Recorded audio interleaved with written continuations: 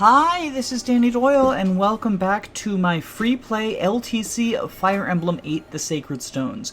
We start out today's video by going for a shopping trip, because women be shopping, and I grab a javelin for Glen, an iron sword for Hayden, and iron lances for both Valter and Cormag. In addition to this, I need to do one other piece of inventory management. I have a bunch of energy rings stinking at my convoy, and I have decided that I'm going to feed 4 of them to Reeve. This plus 8 magic from stat boosters means that he is able to do the job of Warper on this upcoming map, allowing him to gain a level for a total of plus 9 magic, which is exactly the amount he needs to reach a warp threshold for Chapter 5. Chapter 4 gives us a new unit. In vanilla play, this would be Arthur, but I have replaced him with Orson. This is the creature campaign version of Orson, as opposed to the version of Orson you get for one chapter in the vanilla campaign. He has significantly stronger stats, but he is technically a legal unit, so I'm allowing myself access to him. I am not giving myself access to both Orsons, mostly because that would get confusing, but also because other Orson kind of isn't a real unit. This Orson goes ahead and kills an eyeball, and then Vanessa visits the village to find the first event that I've modified. This village gives us Swift Souls now. Remember, I can change items that I get from villages, I simply can't give myself an item I wouldn't get otherwise. Reeve shows off as the Warper for this chapter by sending Glen to the bottom island so that he can fight a bunch of zombies. Tethys is now going to go ahead and dance him because what's better than one warp? 2 warps! And what's better than one wyvern? 2 wyverns. So we want to send a second wyvern to the bottom portion of the map. I neglect to acknowledge the fact that Valter and Glen kind of don't have a great relationship, so I send Valter down there. Oops. Yeah, that's probably gonna get a little bit awkward. Especially considering that canonically, Valter is the one who kills Glen. Still, Reeve getting that level up means he hits exactly the magic threshold we need. Selena is now going to use Hamern on the Warp Staff. As a reminder, basically every time that Selena uses Hamern, it's simply so she can get staff rank. And this Hamern broke, but that's okay. I got a replacement from Vanessa's inventory last map. Hayden is going to go ahead and park on this forest with the Iron Sword equipped, and then Cormag flies down to kill this one zombie that we couldn't reach with anyone else.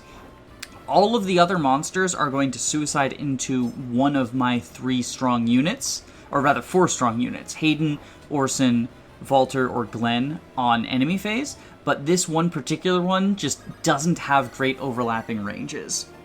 Anyway, after realizing that Valter is probably going to kill him, Glen runs away and chucks a javelin at the boss.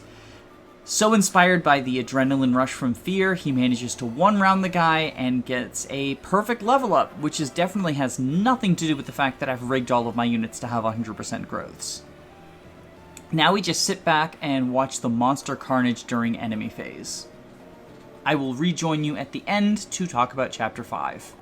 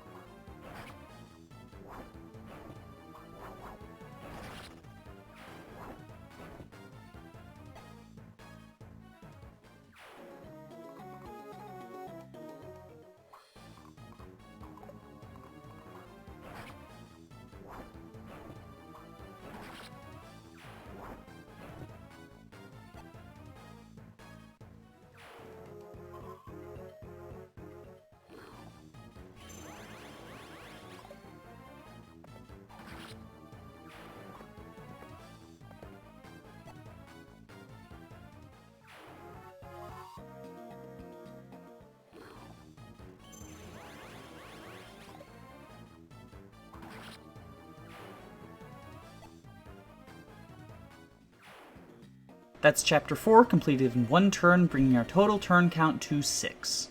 This chapter gives us 3 new units. The first is Mulder, replacing Loot, whose inventory I filled with Swift Souls. The second is Renak, replacing Natasha, whose inventory I filled with Energy Rings. This is also the first chapter where we need to make use of both of our warpers, so I deploy both Reeve and Lyon and prepare for a 1-turn clear, you guessed it. Here's our third new unit, the Dragon Child Myr. I immediately decide that I must have her on my team, so we go ahead and warp Renak up to go chat with her.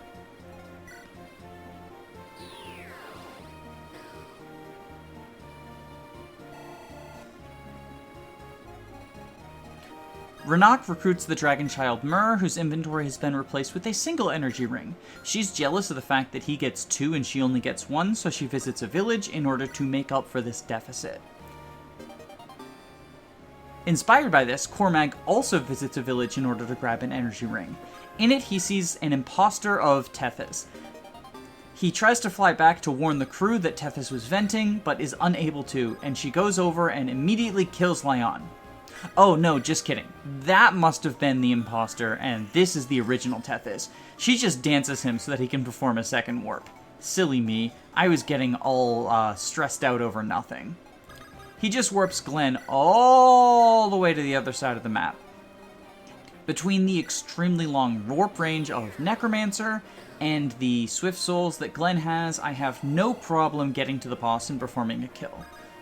Valter is now going to go ahead and grab the 3-use Warp Staff from Lyon as part of a trade chain. Technically, I do have a second Warp Staff on Reeve, however, I am kind of saving a use by using the 3-use one, since, as I'm sure you can imagine, at the end of this map, Selena is going to Hamurn the Warp Staff from 2 uses up to 5 in order to build staff rank. Since there's no way to get it down to 1 use, it makes sense to just get a single staff as low as I possibly can in order to not skip her staff rank, but also not waste any warp uses. Also, I want to draw attention to the fact that Reeve was able to warp Orson exactly as far as he needed to go to get that other village. That is the result of the 4 energy rings and the 1 magic he gets from leveling up in Chapter 4. This is why he needed to eat the rings 1 map early, because that gave him access to the level up since he could be our warper for Chapter 4.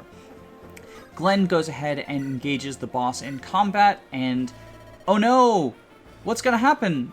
Sarah's my favorite character, and Glen is just murdering him. Oh well, he died like a true armor knight. That's Chapter 5 completed in 1 turn.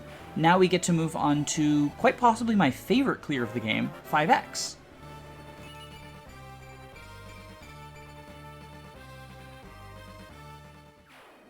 This clear was pretty hard to plan out en route, but I'm very happy with what I ended up with, and I do think this is the absolute turn floor. I start by having Seth, who replaces Ephraim, use a pair of Swift Souls to get up to 10 move. Then Amelia, who's replacing Orson, hands him a bunch of energy rings. Kyle is unchanged and just kind of moves over, doesn't really matter. And then Cyrene, who is replacing Ford, flies over with Seth in her saddlebags. This enemy phase is where things get tight.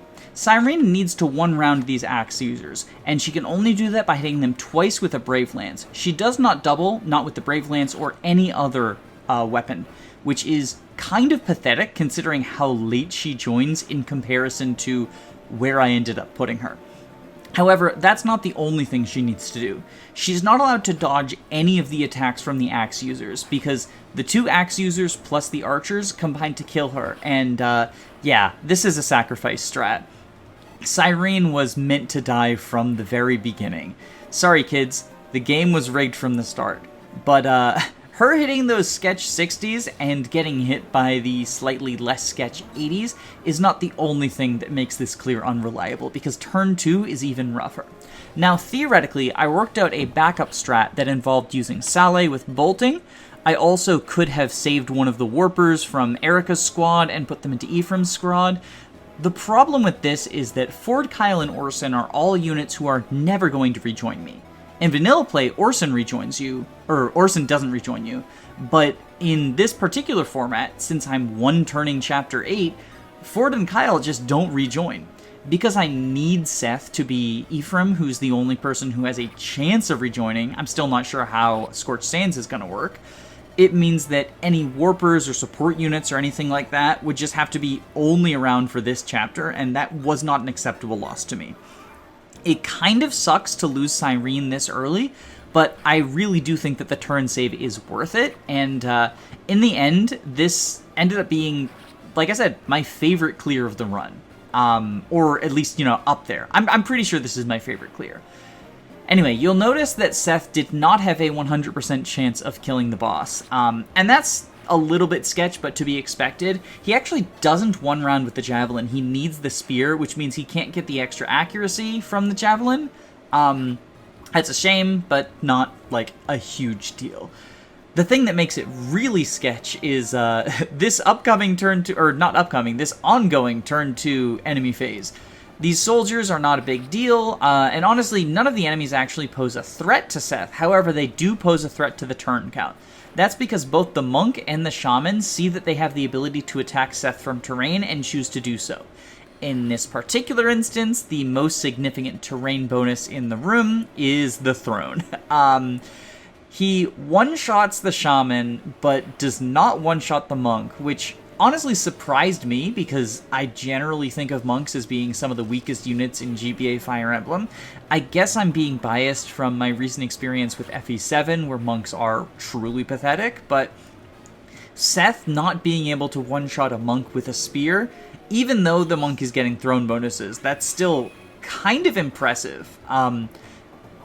But it doesn't matter. We hit both of our 61s and even the 8% crit for disrespect, and then are able to pull off a cheeky 3-turn by capturing the throne. That's 5x, completed in 3 turns. Join me next time for the end of the early game.